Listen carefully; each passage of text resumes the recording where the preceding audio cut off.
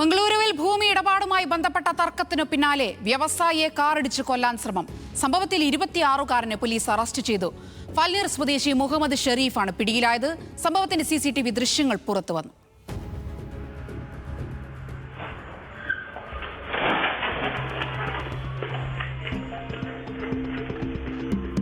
മംഗളൂരുവിൽ 2 കോടി രൂപയുടെ ഭൂമി ഇടപാടുമായി ബന്ധപ്പെട്ട തർക്കമാണ് വ്യവസായിയെ കാറിടിച്ച് കൊല്ലാനുള്ള ശ്രമത്തിൽ കലാശിച്ചത്.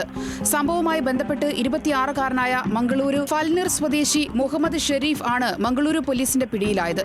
മല്ലിക്കാട്ടെ സ്വദേശിയും വ്യവസായിയുമായ മോഹൻദാസ് ഷെട്ടിയുടെ പരാതിയിലാണ് അറസ്റ്റ്. സ്കൂട്ടറിൽ യാത്ര ചെയ്യവേ ഇയാളെ വാഹനമിടിച്ച് കൊലപ്പെടുത്താൻ ശ്രമിക്കുന്നതിന്റെ CCTV ദൃശ്യം പുറത്തുവന്നു.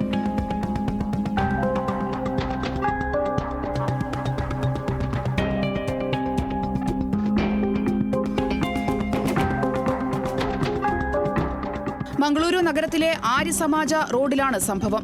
ഷെരീഫിന്റെ പിതാവ് മുഹമ്മദ് ഇഖ്ബാലും ഷെട്ടിയുമായി ഭൂമി ഇടപാടുകളുണ്ടായിരുന്നു. സൂറത്ത് കൽ, വാമഞ്ചൂർ പ്രദേശങ്ങളിൽ 2 കോടിയോളം രൂപ ഇയാൾ നിക്ഷേപിച്ചിരുന്നുവെങ്കിലും വഞ്ചിക്കപ്പെടുകയായിരുന്നു. ഇതിന്റെ വിരോധത്തിലാണ് ഷെട്ടിയെ ഇരുചക്ര വാഹനത്തിൽ സഞ്ചരിക്കവേ കാറിടിച്ച് കൊലപ്പെടുത്താൻ ശ്രമിച്ചതെന്നാണ് പോലീസിന്റെ കണ്ടെത്തൽ. സംഭവത്തിൽ കൊലപാതക ശ്രമം ഉൾപ്പെടെയുള്ള ജാമ്യമില്ലാ വകുപ്പുകൾ ചുമത്തിയാണ് പ്രതിക്കെതിരെ മംഗളൂരു പോലീസ് കേസെടുത്തത്.